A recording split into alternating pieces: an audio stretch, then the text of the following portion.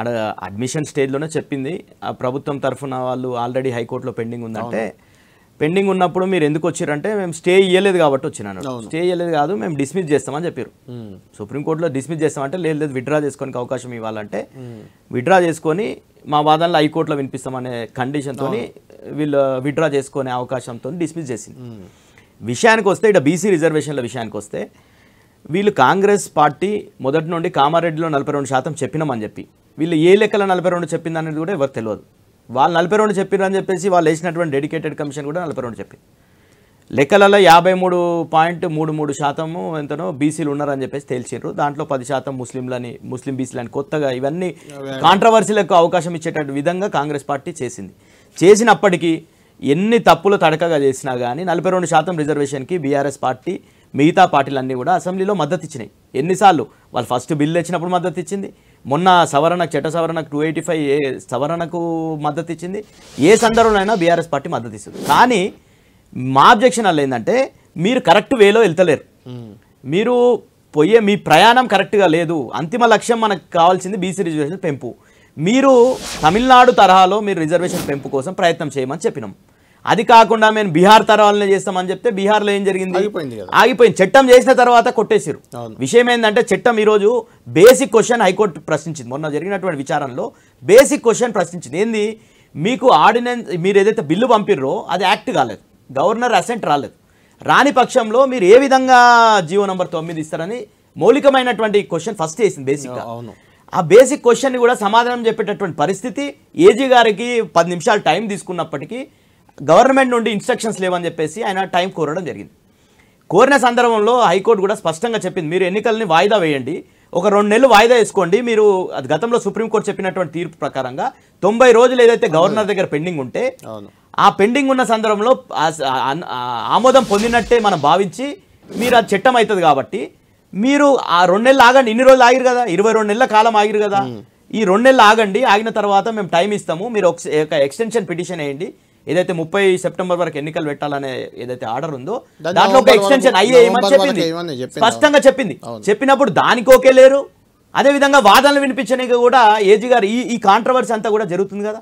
100% కేసులలో ఈ మాధవ్ రెడ్డి వేయొచ్చు, ఇంకో రెడ్డి వేయొచ్చు, ఇంకోరు వేయొచ్చు, వేస్తారు ఎవరన్నా కానీ వాళ్ళు ఏంటంటే ఎప్పుడైనా బీసీలకు వ్యతిరేకంగా చాలా సందర్భాలు జరిగినాయి. గతంలో కూడా కేసీఆర్ గారు 396 జీవో ఇచ్చి బీసీలకు 34% రిజర్వేషన్ అంటే ఆ రోజు అగ్రిగేట్గా 61% రిజర్వేషన్లు పెంచుతుంటే ఆ రోజు కేసులు వేసింది గోపాల్ రెడ్డి గారు, అదేవిధంగా స్వప్నారెడ్డి గారు కేసు వేసారు. ఈరోజు మాధవ్ రెడ్డి గారు వేసారు, మళ్ళీ గోపాల్ రెడ్డి గారు వేసారు, ఇంకోరు ఎవరో ఒక రెడ్డి వేస్తారు కేసులు, 100% వేస్తారు. అది ప్రభుత్వం ప్రిపేర్డ్నెస్ ఉండాలి.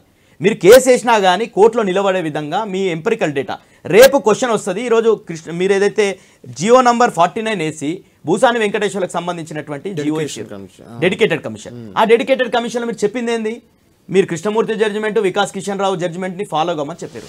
ఆ జడ్జిమెంట్లు ఏం చెప్తున్నాయి, ట్రిపుల్ టెస్ట్లో ఏంది, కమిషన్ వేసిర్రు, నిర్ధారణ చేయాలి, పూర్తిగా నిర్ధారణ కూడా కరెక్ట్గా చేయలేరు, ప్రతి లోకల్ బాడీ వైజ్గా చేయాలి. అంటే మీరు ఏమంటారు అంటే ఇప్పుడు వీళ్ళు కరెక్ట్ ప్రాసెస్ లో వెళ్ళట్లేదు కాబట్టి కోర్టుల నుంచి రివర్స్ అవుతుంది అనుకుంటున్నారు. 100% కదా, కోర్టులలో 100% అవుతుంది అనేది. ఎందుకంటే ఎవరైనా కానీ ఈ రోజు చరణ్ గారు మీరు చేసినటువంటి చర్యలు తప్ప ఇప్పుడు తమిళనాడు అని చెప్పారు మీరే, తమిళనాడులో విద్యా ఉద్యోగాలు తప్ప చట్టసభలో రిజర్వేషన్ ఉందా చెప్పండి మీరు. ఓ చరణ్ గారు ఇప్పుడు రిజర్వేషన్ పెంచే ప్రక్రియ ఎట్లా, నేను చెప్పిన తర్వాత నా వర్షన్ చెప్పిన తర్వాత మీరు చెప్పండి. రిజర్వేషన్ పెంచాలంటే ఆర్టికల్ 243 లో రాష్ట్రాలకు బీసీలకు రిజర్వేషన్ ఇచ్చే అవకాశం ఉంది, కానీ ఎంత ఇవ్వాలి ఎట్లా ఇవ్వాలి అనేది లేదు. కాబట్టి సుప్రీంకోర్టు ఇన్వాల్వ్ అయ్యి కృష్ణమూర్తి కేసులో 2010లో చెప్పింది. అయినా కానీ రాష్ట్రాలు ఫాలో అవుతలేవని వికాస్ కిషన్ రావు గవాలీలో చెప్పింది, రాహుల్ రమేష్ బాగా చెప్పింది. ఈరోజు అన్ని జడ్జిమెంట్లు సుప్రీంకోర్టు జడ్జిమెంట్లు ఉన్నప్పటికీ మీరు చేయాల్సింది ఏంది, ప్రయత్నం పార్లమెంట్లో మనం బిల్లు చేయాలి. ఈరోజు తెలంగాణ రాష్ట్ర తరహాలో మేము ఉద్యమం చేస్తామని చెప్తున్నటువంటి కాంగ్రెస్ వాళ్ళకు కాంగ్రెస్ మంత్రులు నిన్న ఒక బీసీ మీటింగ్లో చెప్తుండ్రు, మేము తెలంగాణ తరహాలో చేస్తాం. తెలంగాణ తరహాలో అంటే ఇక్కడ అసెంబ్లీలో కొట్లాడితే వచ్చు నా తెలంగాణ, పార్లమెంట్లో బిల్లు పాస్ అయింది కాబట్టి తెలంగాణ వచ్చింది. క్యాప్ ఎత్తేయాలి నువ్వు. అదే విధంగా ఏదైతే 243 టీలో గతంలో మీరే తెచ్చిరు కదా, మీరు రాజీవ్ గాంధీ గారు ఉన్నప్పుడు సవరణ చేసిరు కదా, చేసినప్పుడు అందులో కూడా బీసీలకు జనాభా దామాషణ రిజర్వేషన్ ఉంటే ఈ పరిస్థితి రాదు. అయ్యే అవకాశం లేదా ఇప్పుడైతే? ఈ రోజు ఉన్నటువంటి వీలు పోయే అనుసరించేటువంటి విధానంలో నేను ఒక న్యాయవాదిగా ఓ బీసీ కమిషన్ సభ్యునిగా చేసిన కాబట్టి వాస్తవాలు మాట్లాడుకుంటే ఈ జియో నంబర్ 9 ఈ దానికి దీని శాంక్టిటీ ఏది? యాక్ట్ లేదు. యాక్ట్ లేకుండా వీళ్ళు ఇచ్చిర్రు. ఎందుకు బీసీ ప్రజలు మోసం చేయదలుచుకోరు? ఇంకో విషయం ఏంటంటే పోయి ఏం చెప్పిండండి ధర్నా చేసి ఢిల్లీలో రేవంత్ రెడ్డి గారు ఏం చెప్పారు? రాహుల్ గాంధీ గారిని ప్రధానమంత్రి చేసుకుందాం, అప్పుడు బీసీలకు రిజర్వేషన్ ఒకటా? తర్వాత పొలిటికల్ అఫైర్స్ కమిటీలో ఇంకో విషయం, పొలిటికల్ అఫైర్స్ కమిటీ కాంగ్రెస్ పార్టీకి సంబంధించిన పొలిటికల్ అఫైర్స్ కమిటీ కూడా చెప్పింది ఏమని? మనం పార్టీ పరంగా రిజర్వేషన్ ఇచ్చుకుందామని. ఈ రోజు కూడా మీ బి ప్లాన్ ఏంది? పార్టీ పరంగా రిజర్వేషన్ ఇచ్చుకున్నాం. తెలిసి బీసీలను మోసం చేస్తున్నారు మీరు అని చెప్పి మాధవరెడ్డి గారు చెప్పిన విషయం ఏంటంటే బీసీలలో ఇంకా ఎంతైతే రాజ్యాధికారం ఎవరికైతే రాలేదో వాళ్ళందరూ కూడా రావాల్సినట్టు ఉంది. 42% కాదు, ఇంకా ఎక్కువ శాతం బీసీలకు స్థానిక సంస్థల్లో కావచ్చు, చట్టసభలో కావచ్చు పేదలకే దక్కాలి అనేది. పేదలకు దక్కాలంటే ఈ రోజు ఓసీలో జనరల్ కేటగిరీలో కూడా పేదలు వస్తుర్రా? ఈడబ్ల్యూఎస్ లో ఏంటైతే ఈడబ్ల్యూఎస్ లో కూడా ఈడబ్ల్యూఎస్ లో ఏ విధంగా రేషన్ కార్డు తీసుకొని వైట్ రేషన్ కార్డు తీసుకొని ఏ విధంగా వస్తున్నారో అందరికి తెలిసిందే. ఈడబ్ల్యూఎస్ లో ఈరోజు జనాభా ఎంత?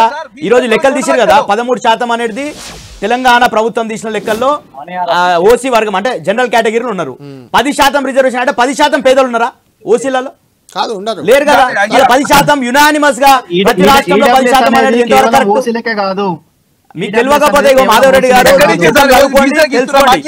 తెలుసుకోండి. మాధవరెడ్డి గారు మీరు నిజంగానే పేదలు ఉన్నటువంటి వారు, పేద పాపలకు, పేద వైశ్యులకు, పేద రెడ్లకు, పేద ఉన్నటువంటి వర్గాలకు రావాలని మేము కూడా కోరుకున్నాం. వాళ్ళకు కూడా ఆర్థికంగా చితికిపోయిన దాని పేరు మీద గతంలో రిజర్వేషన్ అంటే ఏంది? రిజర్వేషన్లు అంటే మెరిట్ పోతుందని వాదించినటువంటి కులాలేవి? ఈ రోజు ఎస్సీ ఎస్టీ బీసీల కన్నా తక్కువ మార్కులతోని క్వాలిఫై అవుతున్నారు ఈడబ్ల్యూఎస్ కింద. ఎన్ని ఎగ్జాంపుల్ చెప్పాలి? కానిస్టేబుల్ ఉద్యోగం కావచ్చు, ఎస్ఐ ఉద్యోగం కావచ్చు, ఈడబ్ల్యూఎస్ కేటగిరీలో ఏ విధంగా అవుతున్నారు? బీసీలో ఉన్నతంగా ఉన్నటువంటి వర్గాలు, ఒక నిమిషం మాధవరెడ్డి గారు, బీసీలో ఉన్నతంగా ఉన్నటువంటి వర్గాలు రిజర్వేషన్ ఉంది, మీకు 10% రిజర్వేషన్. బీసీ జనాల్లో సగం ఉన్నటువంటి